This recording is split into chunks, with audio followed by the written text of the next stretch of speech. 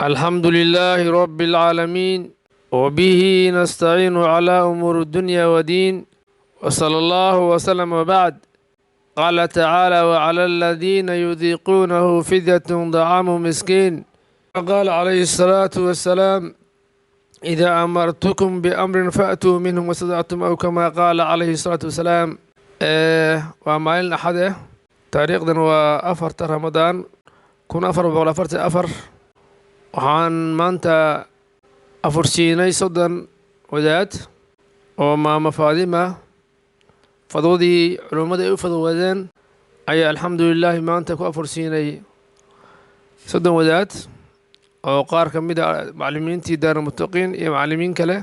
marka waxaan leenahay maama Faadima, halibkii waa diyaarinay iyo sambuuskii iyo raashinkii kale.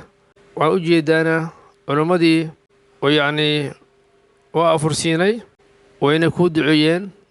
ilaahay subxaanahu wa tacaala ka aqbalo fadwadii lagu sameeyey. maxay diintayna waa diin muctadila. ilaahay subxaanahu wa tacaala qofka wuxuu ka fiirinayaa awoodeeda. wuxuu leeyahay: wacala aladiina yudiiquunahu fidyatun dacaamu miskiin. dadka awoodin amba aad jiraha amba aad da'dii oo zaa'ide fidya la rabaa. marka ilaahay subxaanahu wa tacaala fadwadaasi ku fududeen maama Faaduma, ilaahay ku aqbalo adigana niyeyso. maxay nabi wuxuu leeyahay: inama alacmaalu binniyaat wa inama likulli imri'in maa nawaa.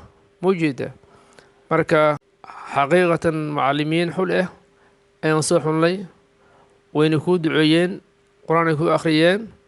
marka ilaahay subxaanahu wa tacaala ku aqbalo annagana kuwii waajibkii amaanadii loo dhibtay ku guteen alla naga dhigo.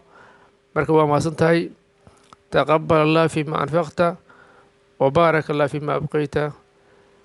rabbana aatina fi dunya xasana wa fi laakhirati xasanatan wa qina cadaaba annaar. taqabbal allah afdala cindakum asaa'imuun wa akala طacaamakum abraar wa sallat lakum almalaa'ika. salaamu allahi calaykum waraxma.